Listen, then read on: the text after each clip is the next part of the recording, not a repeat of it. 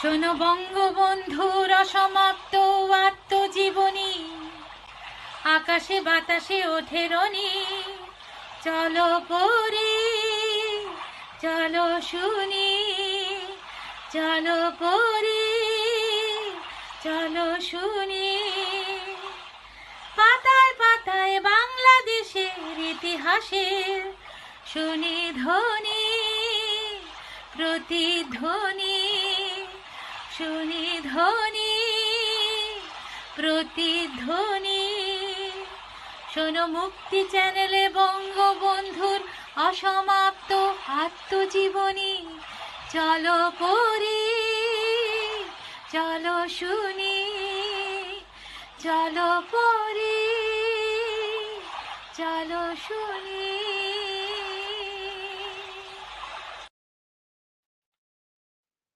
Hello everyone and welcome to another episode of the recitation of the Unfinished Memoirs. I want to thank everyone, each and one of you who have tuned in to watch us live today. So the focus of this show is to create a creative and thoughtful platform for the younger generation of the British Bangladeshi society and community.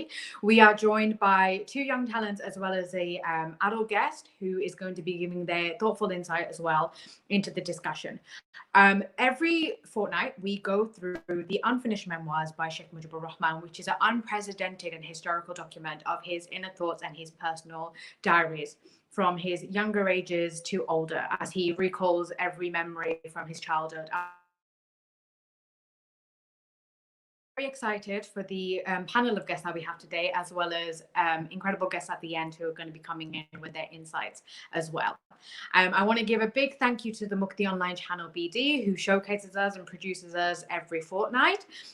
It is produced by the Bongobondhuo Sangskritik Jote London branch, and our technical guidance and support is given by Nazrul Islam Okib and our coordinator, Councillor Doki. And we are also broadcasting live on Facebook and YouTube. So please like, share, comment to everyone that you know and get as many people watching this and to give support and to really celebrate our younger generation as they take the brave step in letting their thoughts and opinions known to the whole world, really. So the guests that I have today are Maahi Alam and Shaika Mohammed, who are our younger guests. I want to give a big thank you and give acknowledgement to both of them for coming through. They have been incredible in the preparation. They've been taking real ownership of their roles and asked really insightful questions. And I'm very grateful to the both of them for giving their support and their time today, as well as our adult guest, Rashia Khatun. Rashia is a community activist, but she has also been a prominent member in the British Bangladeshi media. She's an LBT presenter and a celebrity presenter for the Midlands. She's also a member of the London Press Club and is also part of the Bongobondhuo Journalists and Writers Forum in the Midlands. So I want to give a big thank you to every single one of you for coming on today and just being part of this incredible opportunity that we've got and the platform that we have. And we're making real progress every time we go on here. I feel like we really push the envelope for real change and just doing something that's quite original and innovative. So once again, I just want to thank everyone for watching, for everyone who's tuning in, and please like, comment, and share. So today we're going to be delving into different topics. We're progressing further into the Unfinished Memoirs, where we're really Bongobondhu's experience in political activities is really coming through, and you can really start to see him own his role in society and how he wants to change it. So first I'm going to go to Maahi Alam, who is going to be reading us for us first. Maahi, when you're ready, go ahead. Thank you, Sejuti. I'd like to say thank you to everyone for inviting me to here, and I will start off the passage. Thank you. In 1937, Mr. Surawadi had been elected a member of the Legislative Assembly from 2 seats in Calcutta. Mr. Nazimuddin had to return empty-handed after being defeated in Fatwa Khali. He had no option than accept to quit politics. Mr. Surawadi threw a challenge to Mr. Haq and declared that he would have Mr. Nazimuddin elected in a by-election from one of the 2 seats that he would vacate. He said that he was aware that Mr. Haq would do this to his utmost to defeat him in the election through one of these stages. Mr. Haq took upon the challenge and had one of his men contest the election, However, Mr. Nazimuddin won in the end thanks to Mr. Sarawardi's backing. And now it was this very man who had insulted him. We decided we would not to get 5 of our people elected to council and would not let anyone nominated by Mr. Nazimuddin get elected. We were confident we had the majority of the votes in the council. Maulana Akram Khan tried to reconcile the two factions. Mr. Sarawardi and Maulana discussed the situation in the latter's house. I could see at one point that Mr. Sarawardi was relenting. The Maulana said, "We are now in a struggle to achieve Pakistan. Why fight each other at this time? It's better to settle this issue peacefully." We pointed out that the Maulana and Mr. Nazimuddin had already been elected. Why did they choose one more of their own and not you? We would never agree to this. I can't remember the exact date when all this happened, but clearly remember the incident itself. It had been decided that in the evening there would be an attempt to arrive at a compromise in the party room of the Calcutta Assembly where MLAs, MLCs, and league leaders would all be present.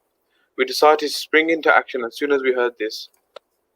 We managed to gather 200 or 300 students from Baker Hostel and other hostels and then moved to the scene of the meeting. This is going on behind closed doors. I knocked on the door and told them that we demanded to be heard. In the end, the leaders agreed to give us a hearing. They opened the doors, the students went inside. I was the first speaker and spoke for almost half an hour. I told Mr. Surawardi, "You have no right to agree to a compromise. We do not want to compromise with the feudal Khawaja." When Mr. Nazimuddin became the Prime Minister in 1942, he made his own brother a minister. He made 11 of his family members MLAs. Didn't this country have people outside his own kinsmen? We won't allow the Muslim League to be a party run by a coterie. We have already demonstrated against Mr. Haq, and if necessary, we will demonstrate against you as well. We forced Mr. Sarawardi to leave the meeting. After we had left, Mr. Fazlul Qadir Chowdhury and Faridpur Lal Mia also gave speeches in our support. We had our own meeting at night. We spent almost the whole night with Mr. Sarawardi. Mr. Nazimuddin contacted him at one point on the phone. I wanted to find out whether we had been ready to compromise. We were, however, aware of the conversation that had taken place between them. Mr. Sarawardi had told Mr. Nazimuddin that he would let them know by 9 the next morning in what he intended to do. He asked us to gather in his house by 8 a.m. the next day. This was a time when Nuruddin, Ekram, Nurul Alam, Sharfuddin, Zahir, and a few of us would stick to each other all day long. Fazlul Qadir Chowdhury had also come to Calcutta with his followers. He was very popular among the students of Chittagong. In the morning, we reached Mr. Sarawardi's house exactly at 8. He had talked to quite a few people during the night. He sat with us and we stuck to him. He told us that he wasn't sure whether we would be able to get all 5 seats. I said, "Trust us, we will win. God willing, there is no reason on earth why we would lose." I handed the telephone to him and said, "Tell Mr. Nazimuddin that we would want the elections to be held." Mr. Sarawardi did exactly that. He told Mr. Nazimuddin, "Whatever happens will happen through elections. The Muslim League belongs to everyone, and so why should a solution be imposed from up above?" Mr. Nazimuddin said something or the other to evade the issue. I could hear Mr. Sarawardi say, "No, it's too late for that. You didn't behave properly with us." We said goodbye and came away. At night, the representatives from the district showed up. One whose presence I can still recall is Mr. Mujibur Rahman Mukhtar, secretary of the Noakhali District Muslim League. He gave a very eloquent speech to the leaders of his district. All the Noakhali district representatives admired Mr. Sarawardi. Mr. Hashim had taken the helm of our office ably, and it was running quite smoothly. We had kept people in our 2 railway stations of Calcutta, Sialdah, and Howrah to receive the councillors and arrange for the accommodation. The student volunteers had left their hostels to meet the representatives of their districts. For 2 days, we worked very, very hard. Maulana Rajib Ahsan and Mr. Osman were at the time leaders of Calcutta Muslim League. All the members of the Calcutta Muslim League were devoted to Mr. Sarawardi. They too had taken to the streets with their cars and their followers to campaign on his behalf. The day of the meeting thus saw hundreds of our workers show up. Those of us members of the council were inside the hall, while the workers stood outside and kept on campaigning on Mr. Sarwardi's behalf. The whole auditorium rang with shouts of "Long live Mr. Surawardi" and "Long live Mr. Hashim." After some deliberations, Mr. Surawardi and Mr. Hashim came up with 5 names: Hussein Shahid Surawardi, Abul Hashim, Maulana Rajib Ahsan, Ahmed Hussein, and Lalmia. Lalmia proposed these names on our behalf, while Mr. Nazimuddin did so for his faction. At this point, Mr. Fazlul Qadir Chowdhury became all worked up and began canvassing to nominate himself as a candidate to the parliamentary board. I too lobbied on his behalf. Mr. Sarawardi was on the point of agreeing to have him nominated. By this time, they hadn't decided on taking Fazlul Qadir Chowdhury at Lalmia's expense. It was then that Mr. Chowdhury met Mr. Nazimuddin and proposed joining his faction along with his Chittagong delegates. When Mr. Sarawardi heard this, he said, "Under no circumstance should he be nominated, since he has proved himself to be so greedy even at this age." Meanwhile, Mr. Nazimuddin also decided not to nominate him from his faction. In the end, Mr. Chowdhury ended up voting for Mr. Sarawardi. Everyone in his group admired Mr. Sarawardi. M.A. Aziz, Zahur Ahmed Chowdhury, Abul Khair Siddiq, and Azizur Rahman Chowdhury were all admirers of Mr. Surawardi. They had been somewhat hurt at what Mr. Chowdhury had attempted to do. They were all my friends too. When the council meeting began, Maulana Akram Khan spoke for a while. Next, Mr. Abul Hashim began to speak as a secretary of our organization. But no sooner did he start speaking than a few of Mr. Nazimuddin's followers began to heckle him. We objected to this approach, and the result was chaos in the meeting. Almost all the young delegates were on Mr. Surawardi's side, so how could they stop us? Nobody said anything to Mr. Nazimuddin. All the members of his faction got their share of insults. My friend Aziz and I noticed that Mr. Shah Azizur Rahman had lined up for Mr. Nazimuddin with the files of Muslim Student League in his hand. The two of us decided that we would snatch away the files, since having them in our possession would help us in our organizational work. When Mr. Nazimuddin was about to leave, with Mr. Shah Azizur Rahman following him, Aziz grabbed Mr. Rahman. I took the files away from him, saying, "Don't talk, just leave." Nowadays, when I meet Mr. Shah Azizur Rahman and we chat, I always smile, remember this scene. Mr. Shah Azizur Rahman, I should point out, joined the Awami League in 1964 and became the leader of the Awami League in the National Assembly and the deputy leader of the opposition. We continued to be enemies till martial law was imposed in 1958, and it was later that we became allies. Maulana Akram Khan decided to adjourn the meeting till the next day. He declared that voting would take place at 10 a.m. Ballots were prepared, a box was placed in the next room. Each delegate would have 5 votes, and these delegates would have 5 votes. I was conversing inside, and someone or the other complained to the Maulana. He came and said, "What do you think you are doing, young man?" I replied, "I am a member and not just a young man." The Maulana laughed, and this went away.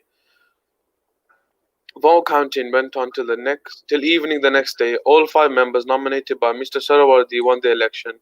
I'd bought some garlands along, and so had many others. When I garlanded Mr. Sarawardi, he told me affectionately, "You were right. We were really worried about Lalmia's chance of winning. I personally appealed to many delegates so that he could win." Mr. Sarawardi managed to get only a few votes from the Faridpur district delegates. Lalmia and I were among those few voters. The rest went to Mr. Nazimuddin at the instigation of Mr. Tazimuddin, Mohan Mia, and Mr. Salim. But I'd managed to get a few Faridpur votes for Lalmia. Although Lalmia and Mohan Mia were brothers, they had opposed each other.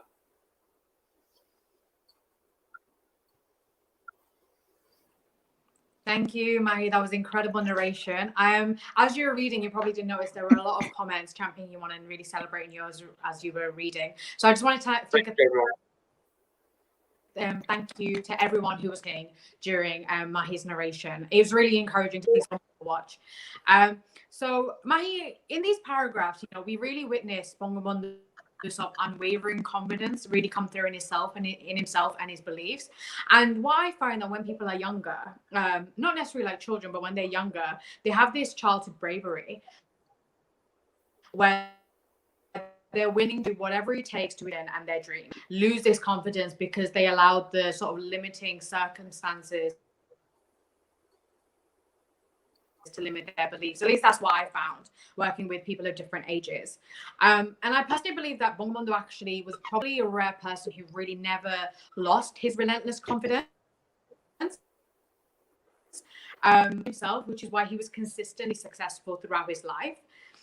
Why do you think that people lose their confidence as they grow up? And for example, you know, they give up pursuing their dream degree, maybe a dream business. What really That is a really good question. Personally, I believe that as we get older, many people experience more defeats and failures in life than successes and victories. Such as in school, you have more exams, work, you have higher roles in the work community, and within normal community, you have more pressure put upon you. So I think that it's a continuous state of life beating us to the ground. So with each defeat and failure, it chips away just a bit of our self-image and self-confidence. Eventually, I think people start to lose the idea and identity of confidence that was once there, but then I then begin to accept more and more of the defeat and failure. So I think that's why there's a main reason to why people lose the confidence as they grow.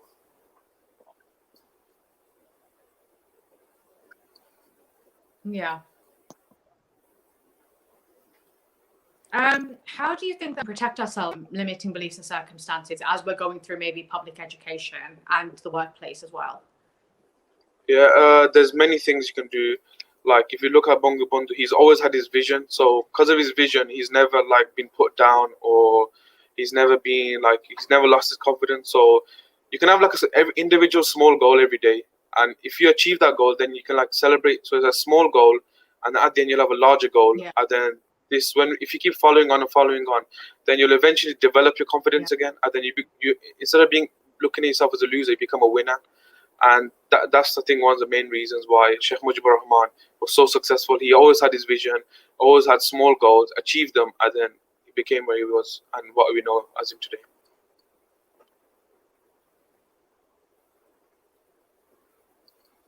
Yeah, I think that's really important. I think also it's really important to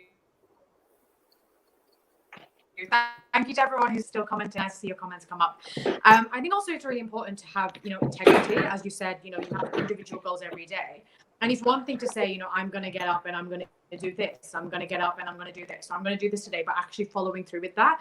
And I think you made a really good point. You know, if you have an individual goal that adds every day, adds up to a bigger vision.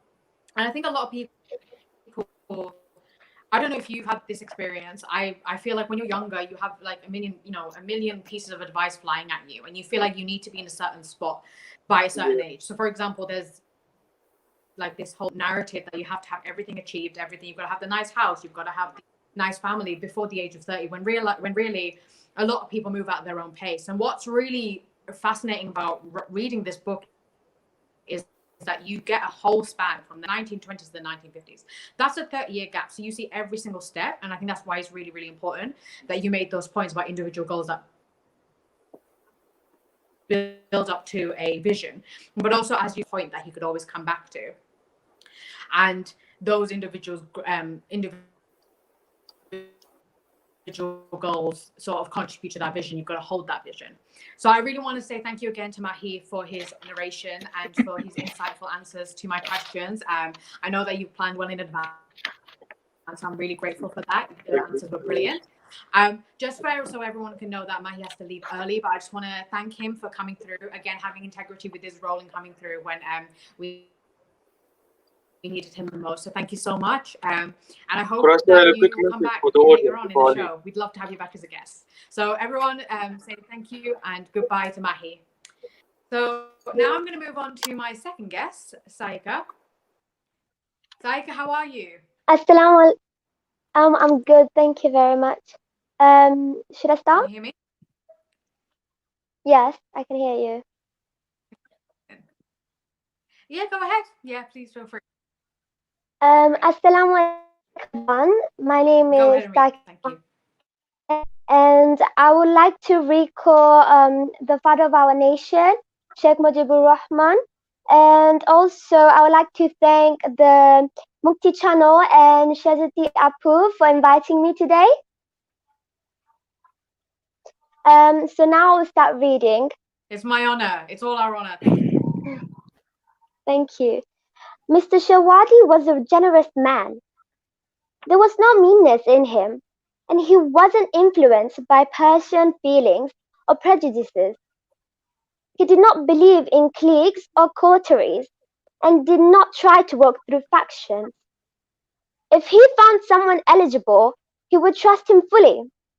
He had tremendous self-belief. He tried to win man's heart through his honesty, principles, energy, and efficiency. But his personality was also the reason he suffered humiliation and defeat again and again. It is good to be generous, but if you're too nice, when dealing with mean people, both the country and the people will suffer in the end. We Bengali Muslims have two sides.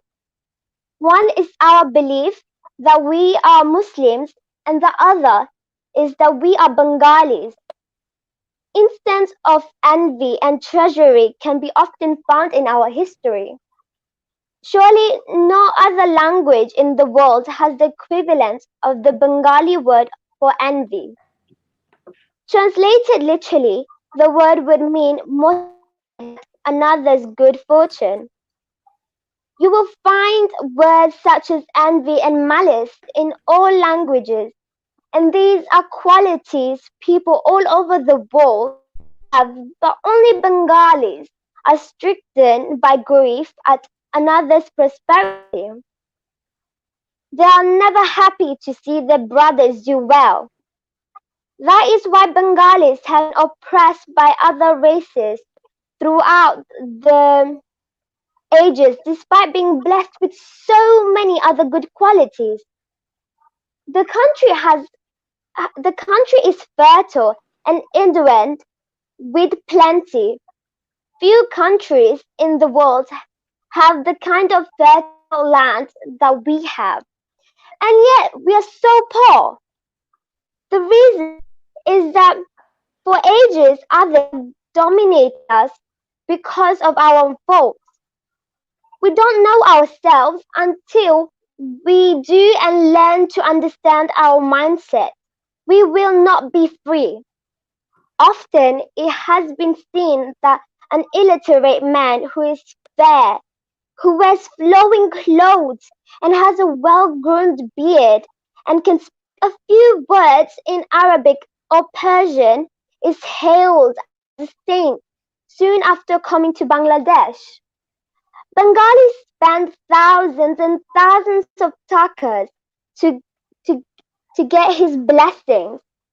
But if you care to get to the truth of the matter, you will find out that the man is really an employee of some fruit shop in Kolkata, or perhaps an accused in some murder case.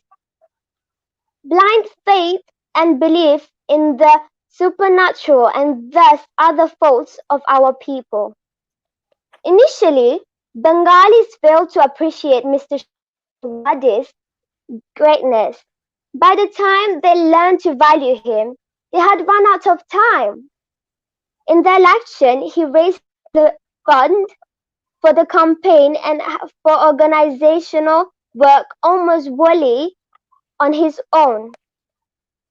The Central Muslim League did sections from some funds for the purpose, but it was Mr. Shawadi who raised the bulk of the money needed to conduct elections.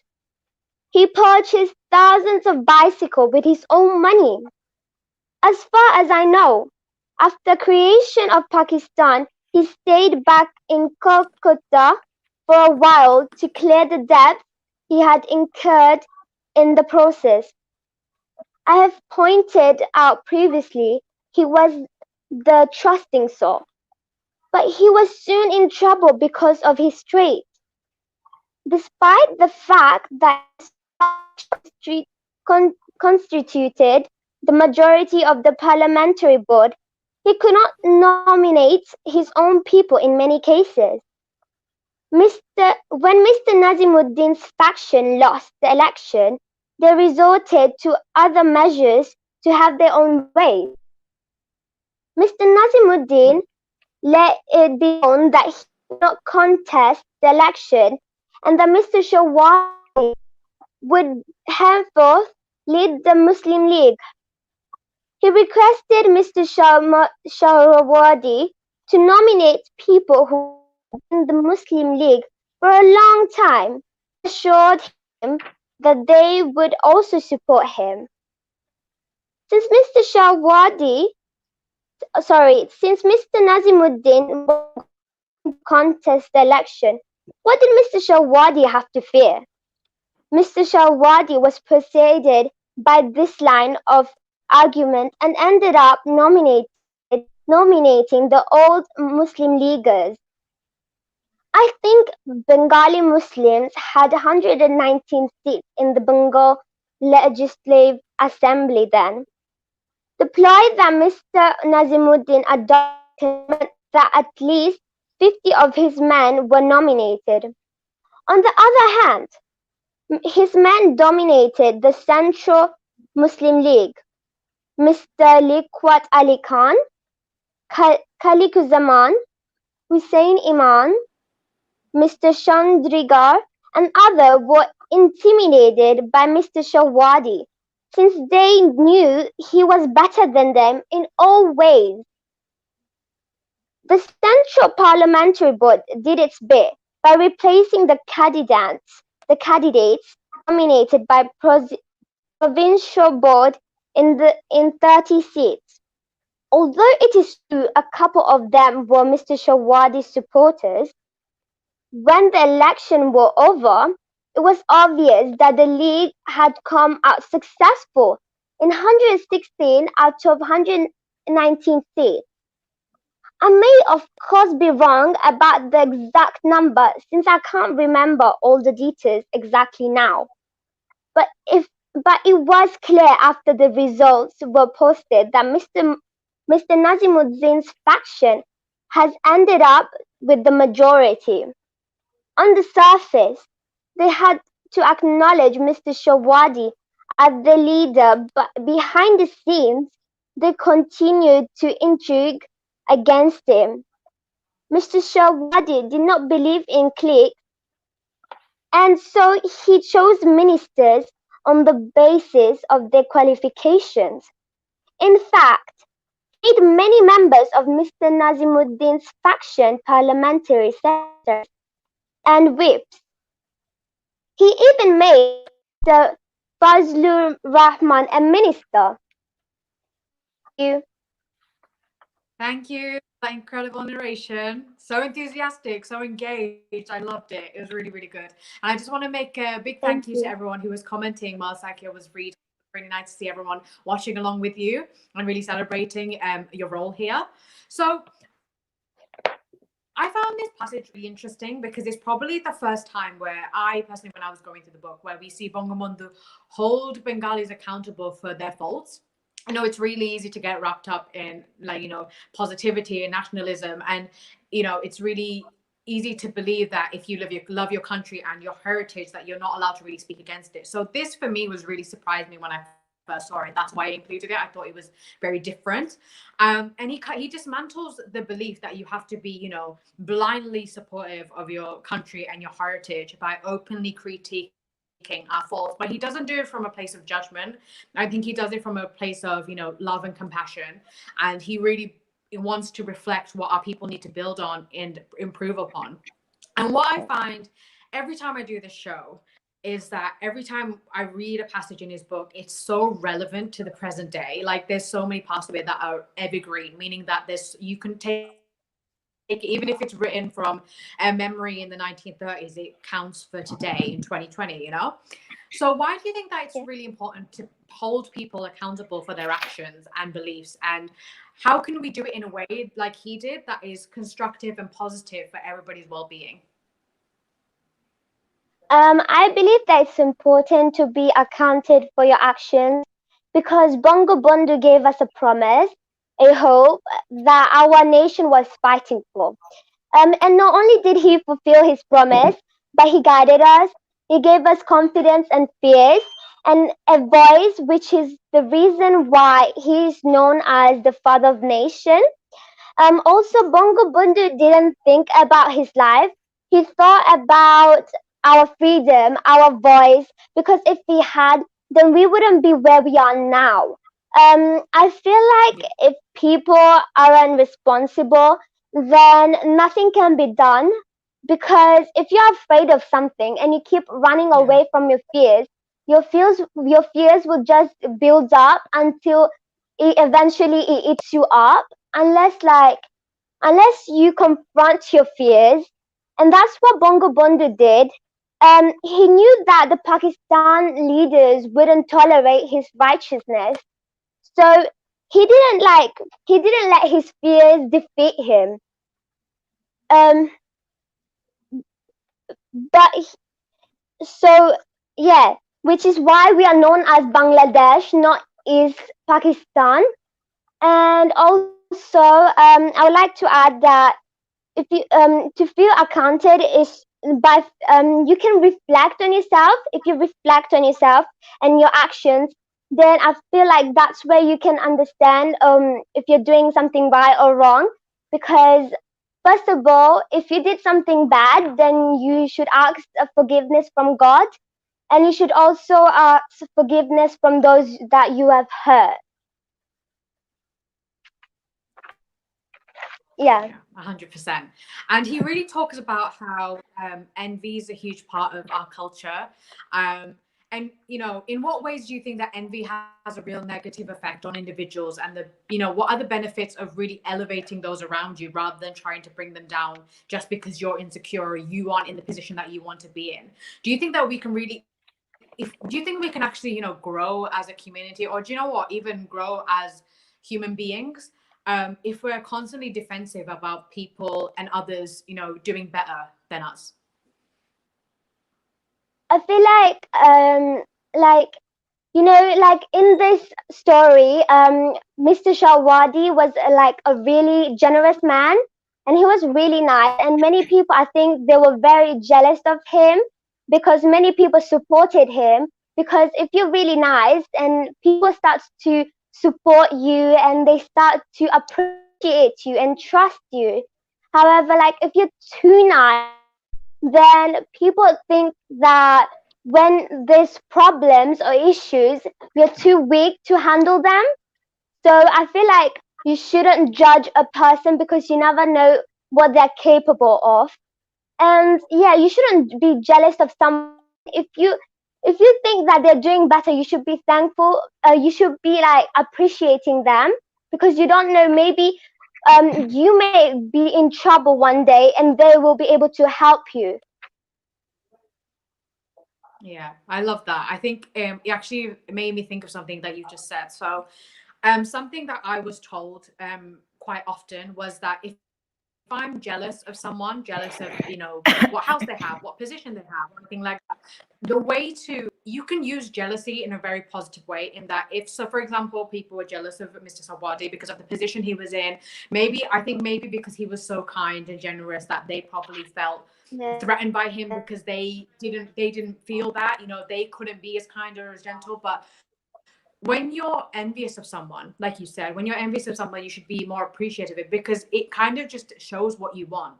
So if you're jealous of someone because they've got a certain position above you, then that should motivate you more to work harder to get that position, not to undermine that specific person, but it really shows you what you actually want, rather than deliberately trying to bring them down. And I think that's where we go wrong with politics, Yeah, and that's what I exactly. really admire about Bongabonda did. Yeah, and as you mentioned, Bongabonda really admired about Mr. Sobwadi, even though he calls him out on the weakness of being too kind and generous, is that I really appreciate people who are very heart-centered, and they have those boundaries in place. I think what differentiates Bongabonda from Mr. Wadi is because you can tell he has boundaries in place where he won't let people speak to him in a certain way. We saw that in Maahi's passage, where he openly talks against his people who are older than him, who try and talk him down because of his age, Um, Yeah. But I really appreciate that. And I loved what you said about forgiveness as well. In terms of, I think also, you know, jealousy, every emotion is a natural emotion. So even if you feel jealous, you should really just accept it, but also ask for forgiveness. If you believe in God, ask for forgiveness from God. But if you're someone who, you know, maybe lashes out at someone because you're jealous of them, it's on you and it's your responsibility to seek forgiveness from that person. So I really admire you, and I'm really grateful that you brought those things through, because a lot of people aren't willing to talk about forgiveness and to these really difficult emotions. But I'm very grateful to you Thank for you very bringing that forward in such a positive way as well. So thank you so much. I'm going to be moving on to Rashia Khatun now, but I just want to say a big thank you to Saika, sorry, got my words mixed up, Saika. much. And I just want to say thank you to everyone who, again, was commenting while she was reading. You were reading, so you couldn't see me smiling to the comments, but it was really nice to see. So I'm going to be moving on to Rashia now. Rashia Khatun, how are you doing? I'm fine. Thank you, Sejuti. Thank you for inviting me to Mukti TV. And I'm very proud of you and proud of my other young generation who joined me today. And thank you. I'll start reading my passage now. Okay. Go ahead. Thank you. Okay. No sooner had the Kolkata riots ended than the rioting broke out in the Noakhali. The Muslims there had started rioting Hindu houses and torturing flames too. In districts throughout Bihar, Muslims were being attacked in a planned way. This resulted in many deaths. Many houses were being destroyed there. 3 days after the riots had broken out in Bihar, we headed for Patna. Many others had volunteered to be there. Quite a few doctors from Kolkata had also left for Bihar. Mr. Yaqub, one of my Kolkata colleagues, who was also a very good photographer, brought along his camera. He traveled all over the state, taking pictures of what was happening. Mr. Fazlul Haq also left for the state the day Zahir Uddin, Nuruddin and I headed for it. Mr. Sharwadi had informed the Bihar Muslim League leaders that the Bengal government was ready to assist them in a way they desired. He told the Bihar government the same thing. When we reached Patna, we found that the situation there was alarming. Moreover, we did not know anyone there. Where should we go? However, Zahir had been to Patna on several occasions. We decided to stay in a hotel called Grand Hotel that was owned by a minister of Bihar government named Mr. Yunus. Here, Maulana Rakib Ahsan had opened an office on the behalf of Bengal Muslim League.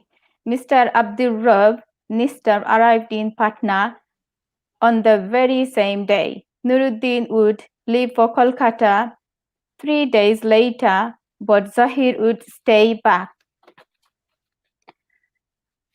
We sat together to work out what we could do to help.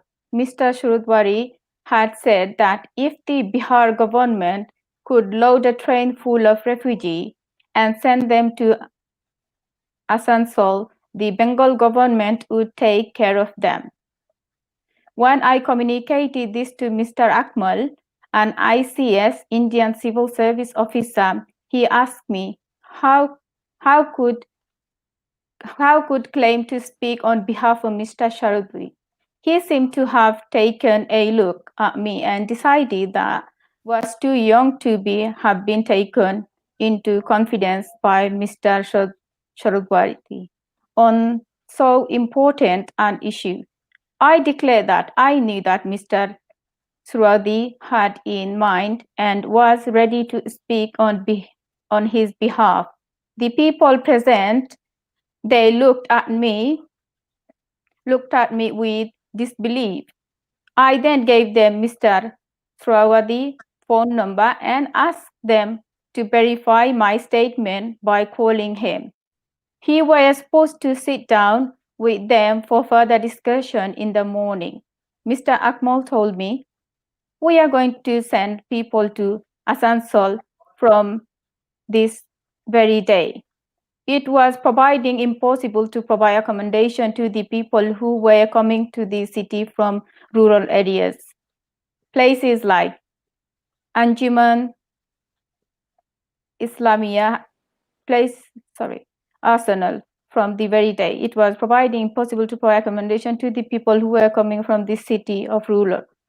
Places like Anjuman Islamia had been set aside with a purpose and were already full.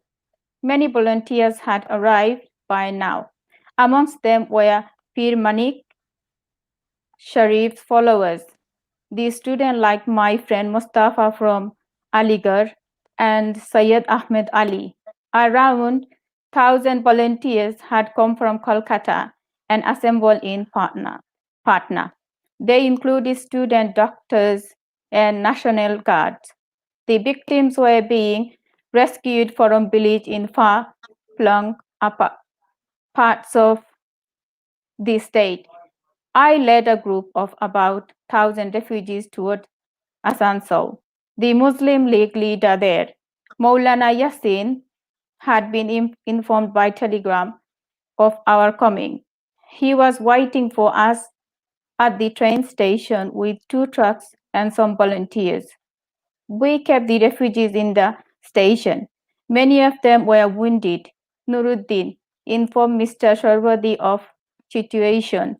Word had been sent to him from Patna too. He ordered the district magistrate and the SDO to find accommodation for the refugees and to provide them with food. Nuruddin sent some doctors and volunteers from Kolkata to assist me. The SDO was Englishman. He was young and had excellent manners. Mr. Sharwadi had instructed that the refugees should be accommodated in the barrack built during the war to the house troops. The government arranged for food supplies to decide how we would distribute food items.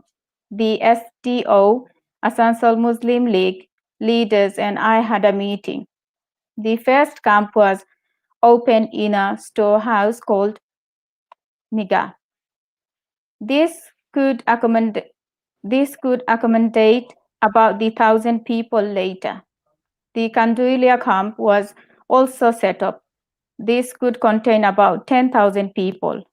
I named this camp Hizratganj.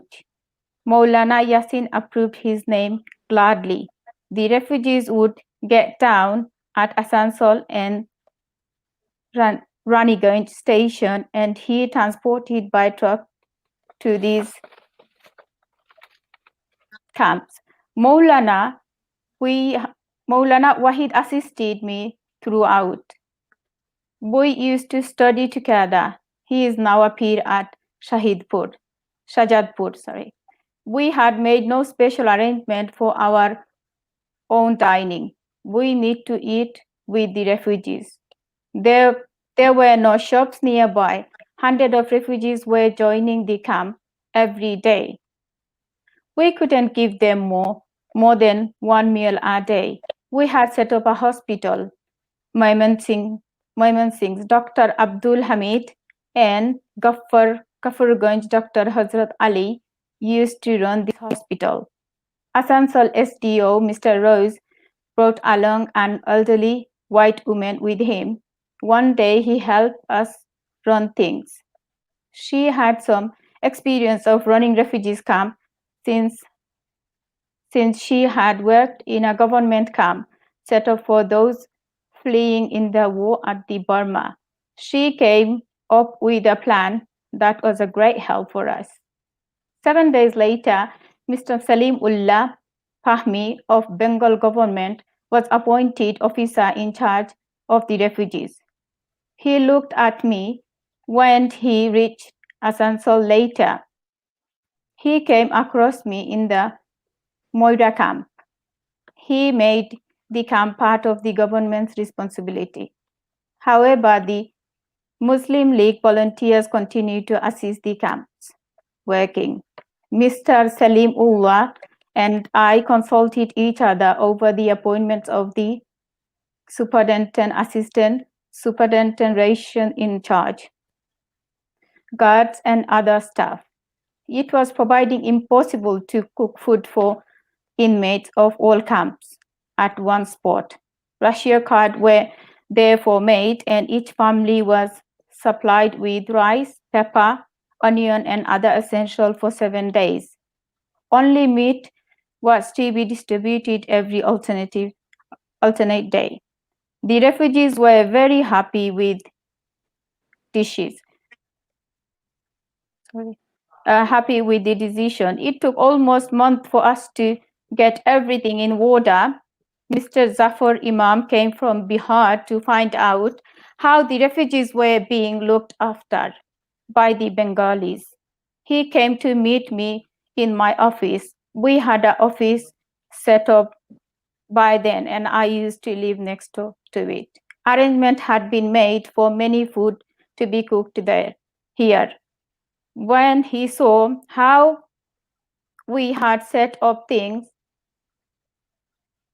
Bai thanked us proudly. He also met the refugees and inquired of them about the facilities they had received and the problems they were facing.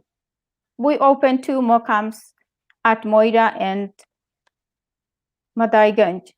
10,000 refugees were sent to the camps. Among them were educated people. There was no more space for anyone at Asansol. More camps were then opened at Bishnupur, Andal, and Burdwan. We sent fresh batches of refugees to these places. Almost everyone working with me beginning to felt sick out of sheer exertion and lack of sleep and food. I had to send many of my assistants who had worn themselves out first to Kolkata.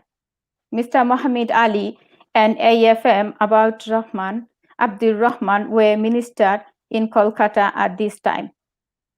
They came to Asansol to visit us along with Begum Suleiman, Ifat Nasrullah, and a few other workers. They had informed me beforehand that they would be coming to see us. I went to Asansol to meet them. We showed them a state of the camp. I had to take leave, and everyone returned to Kolkata with them. Begum Suleiman was astonished to see how worn out myself I had become. Thank you. Thank you, Rashia. And I just want to say again a big thank you to everyone who was commenting while Rashia was narrating. I understand that was a very complicated passage. It's very long. The original passage was 10 pages long, which is That's right. So it starts in the middle of the riots. So this passage is actually a lot darker. It's a lot darker than these passages I gave to Maahi and Shaika, and they're a lot more complex. And I really saw it as the first time where Bongobondhuo is confronted with a very real dark side of politics and sort of social change, where he witnesses actual violence being inflicted on the vulnerable. And when I was reading it, I don't know if you saw this as well, when I was reading it, I kind of saw it as a foreshadowing for the violence that was going to break out in Bangladesh in his much later life. It's like he was seeing that side for the first time, right? So I found it really interesting because he talks at length about the sort of war-torn environment that in these riots, and he describes really extensively about helping refugees. What I found really interesting is how he really iterates that there's refugees in these circumstances and the way that different people reacted to the violence. So he said that some people, raced to help him with the vulnerable people. Some were really selfish. They were looting, they were robbing the shops. And then some literally shut their doors, shut their windows, pretended it wasn't happening. And he repeatedly mentioned these circumstances. And the reason why I wanted to pick this is because the refugee crisis is something that I'm very personally passionate about. I've volunteered. I went to Calais in France in January, so I've seen firsthand what the refugee camps are like in France. And you know, this week, for example, our government voted down a Lord's amendment where refugee children can be they can be reunited with their families here. So they're stuck in Greece or France, and their parents are here. And you know, meaning that there's a lot of young children right now being stranded in refugee camps in Europe, and even now in the United States, as we're building up to the election, there's a lot of damning evidence about ICE, which is their border police, you know, torturing detainees in detention centers, very similar to the Holocaust. You know, they're using the same methods as the Nazis did in the Holocaust. So, you know, and even in Bangladesh today, and I've written about this extensively, I'm sure you've spoken about it before, about how, you know, the Rohingya crisis is very prevailing in Bangladesh right now. Bangladesh is the only country that has opened up its door to the Rohingya refugees, and it's rampant with COVID breakouts, you know, and the diplomatic, you know, international world, the Western countries have completely left Bangladesh by themselves to handle it. So why do you think, you know, even in, you know, the Unfinished Memoirs, and even as we're seeing in the present day today, why do you think that we live in such a hostile environment, as it's called, where we're witnessing, you know, war-torn scenes all the time, and people are still resistant to opening their doors to refugees and asylum seekers? What I would say, Sejuti, because we are living in a competitive world, people are competing to each other. But I would say, like, you know, I do disagree with because, you know, we are not living in a hostile environment. We are actually making it hostile, because what is happening with the Rohingya refugees? So Bangladesh has given the shelter and providing food as well. It's just the COVID actually affecting everyone, which is COVID actually making bringing up all this chaos. And it's also due to the population, because Bangladesh is an overcrowded country and is overpopulated at the moment. Say, for an example, when you go back, our ancestors, our fathers, our parents, when they were there in Bangladesh after the independence, Bangladesh wasn't that rich, but still they were able to provide food for themselves. But at the moment, Bangladesh itself has no space for their own people. So even the Bangladesh government is a big-hearted. They sheltered so many people from Rohingyas, and also they try to provide food. So those are the main things that, you know, why we are making our environmental more hostile, because there's not much space for people. So even though we are trying our best, so I think that we need to, the world needs to interfere or implement that, you know, as you've just mentioned, the amendment made in the House of Lords for the European legislation that the children who are left behind, they've been reunited with their families here in the UK, because they have got the legislation, they made the law. But whereas like the subcontinent in the Asia and Bangladesh, we have got no law there to provide the for the children's right. So I think we need to bring that, and to follow Bongobondhuo. As I've read this passage, I could see Bongobondhuo has managed to do so much for all the refugees. He set it up different camps. He actually joined different places. He visited all his friends, get together. He opened an office. Say, for example, if we do like done the same thing, like Europe has a legislation, because for many years back now, after the Bangladesh freedom. So we need to we need to make a little bit change. I know the Bongobondhuo has done what he can do for us, and because of him, we are Bangladeshi. We are proudly can say we are Bengali. So I think the present government of Bangladesh, she's trying her best. I think what she's done for the Rohingyas, no one opened their door, but she did. But now we need diplomat. Yes, now we need people. We need the whole world to come and help us to solve this COVID situation for the poorer people. Do you know what? You made a really good point, and I always find it really interesting. So I wrote a huge chapter in my book, Taking the World, about the Rohingya crisis, because I was so moved emotionally by just seeing how Bangladesh just opened their doors so quickly. There was no, there's no laws about this. There's nothing saying that we had to do that we had to open our doors to the Rohingya refugees. But then I also think it's quite interesting how, you know, Western countries really look down on non-Western countries. And then while we're probably, Bangladesh, I would say, honestly, is doing more, it has nothing to gain. The country has absolutely nothing to gain from opening their doors to Rohingya, and how like Cox's Bazar is just filled with Rohingya camps, refugee camps.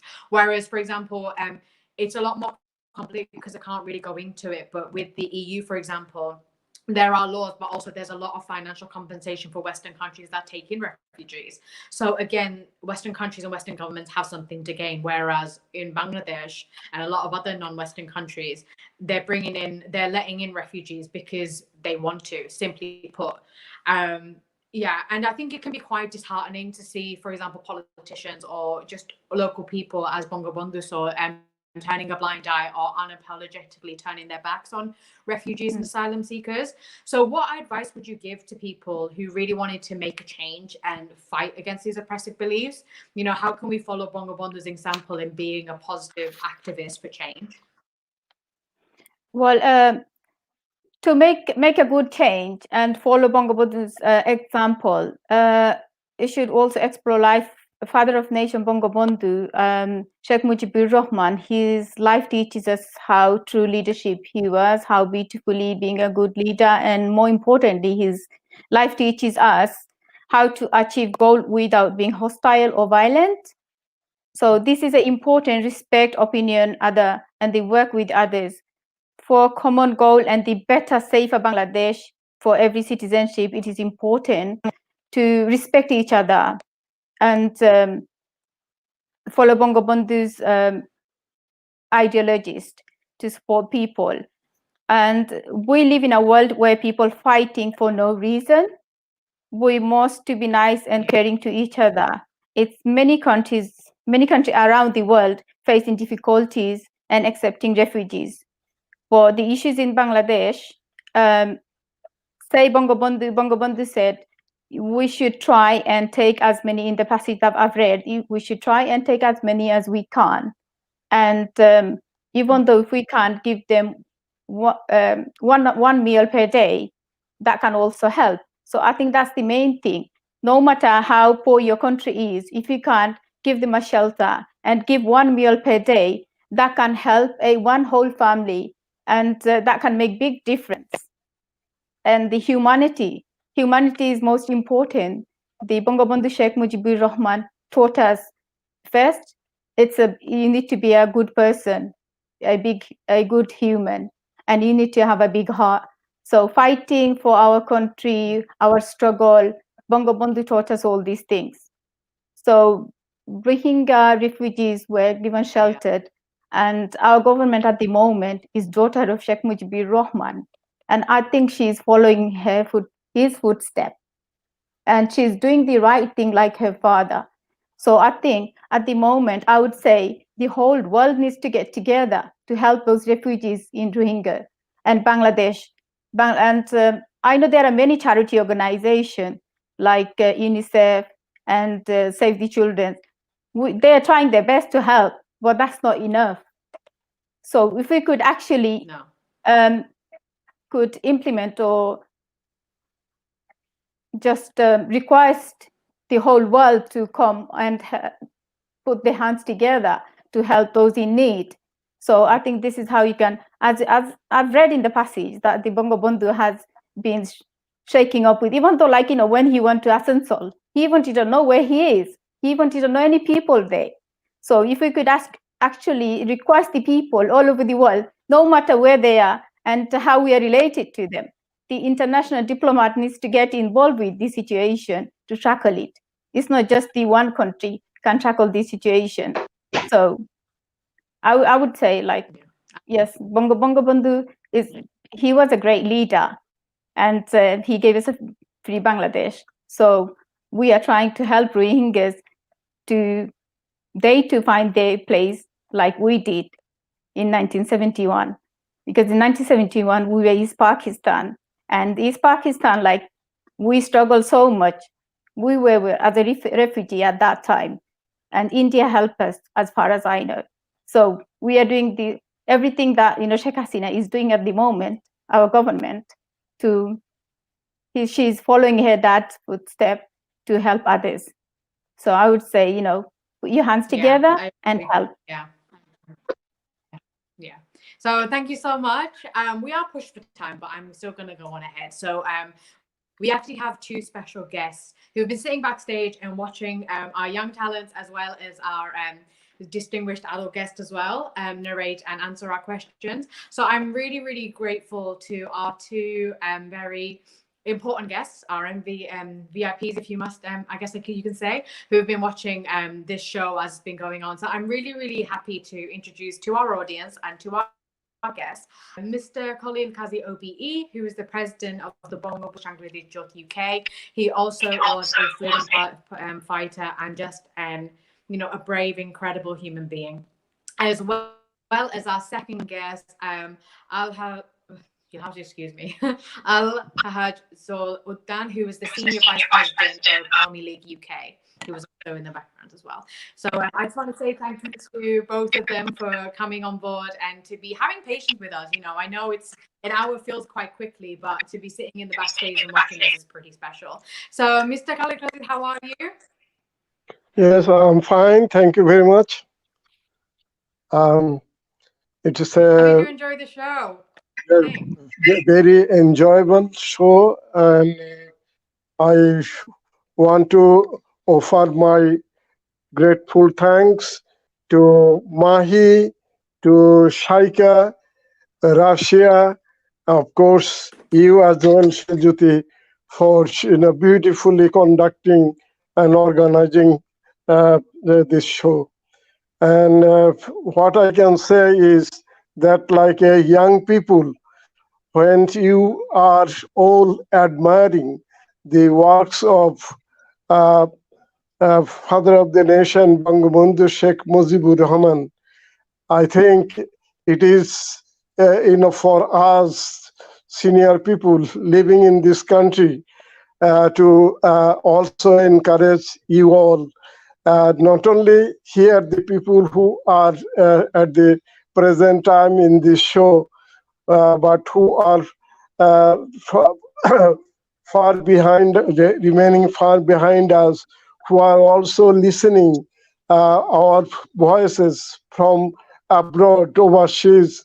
I think I also welcome them. I also tell them that Bangabhondo Sheikh Mujibur Rahman, who has given us this little land, and we can say that we are an independent nation, Bangladeshi, Bengali, and for that reason, I think we all together will be helping his efficient daughter, Sheikh Hasina, who is presently the Prime Minister of Bangladesh, to take forward Bangabondhu's all the dream to make Sonar Bangla a reality.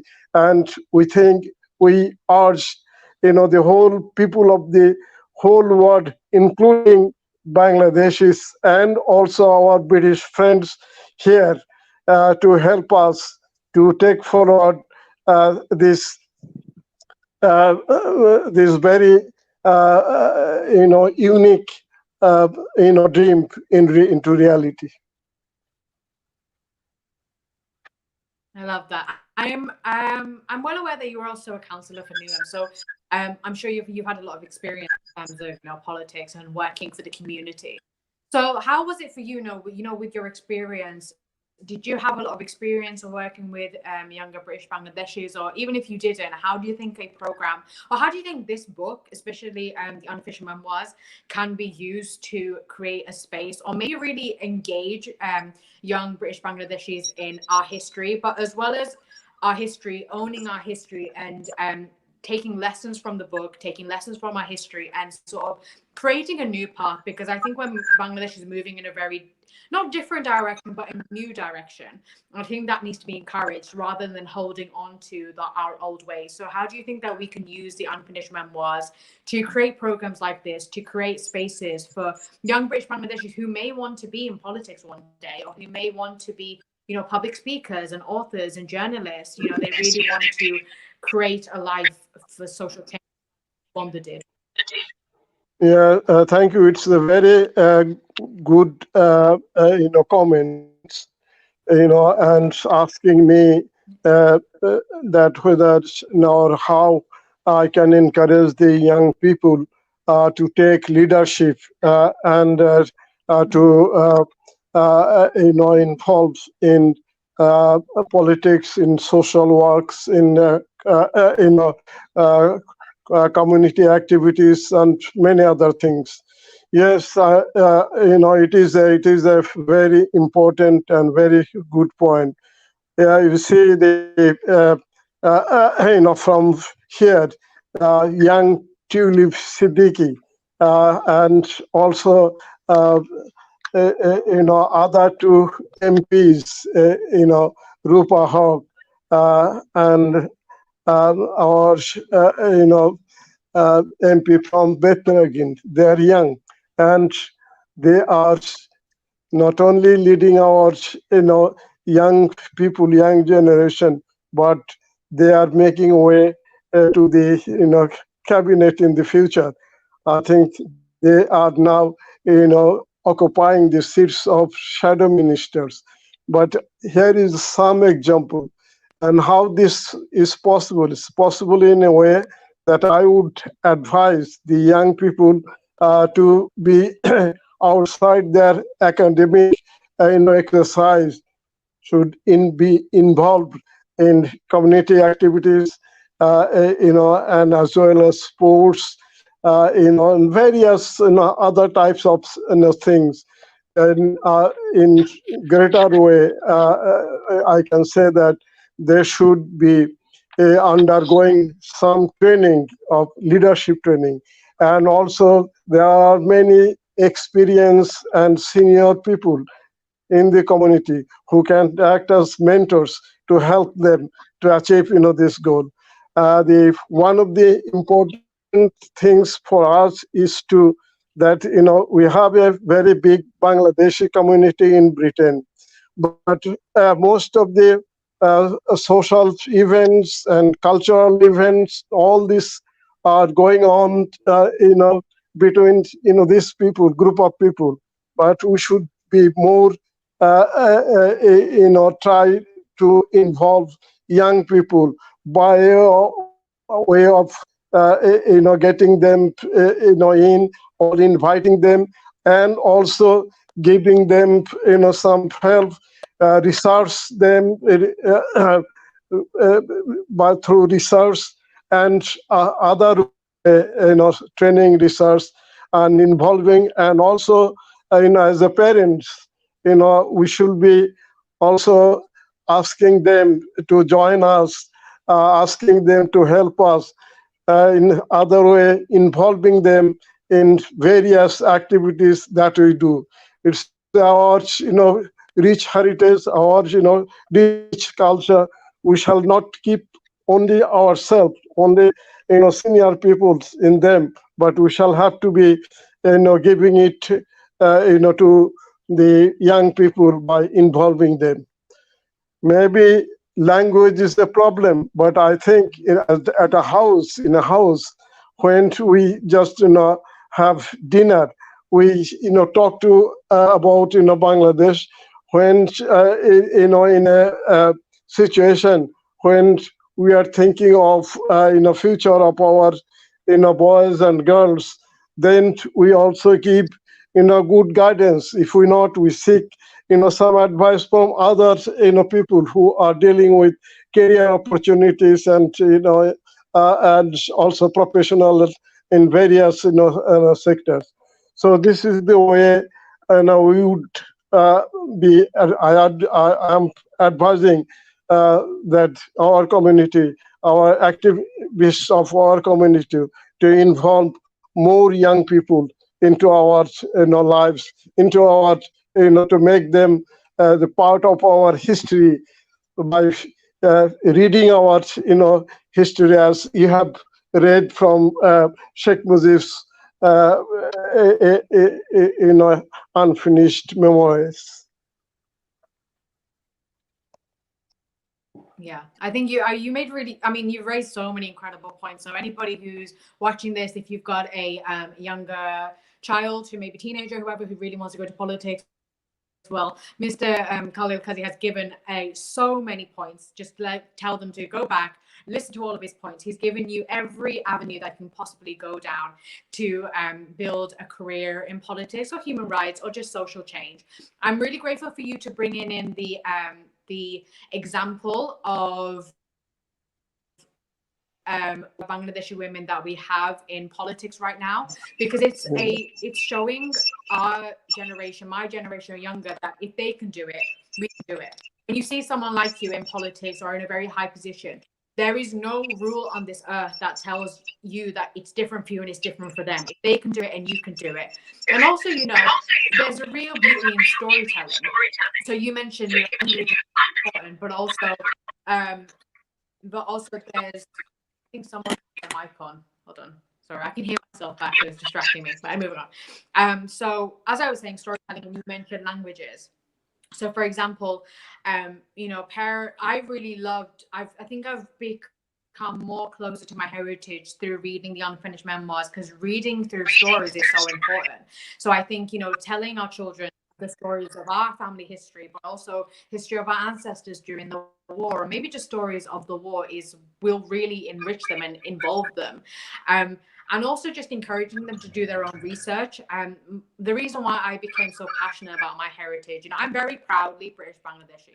I'm very proud to be British Bangladesh. I love both the cultures that I've grown up in, and I put them together in my sort of life, but I understand that, you know, as you're British Bangladeshi, you can either feel you're either told that you're strictly Bangladeshi or strictly British, when really you're both.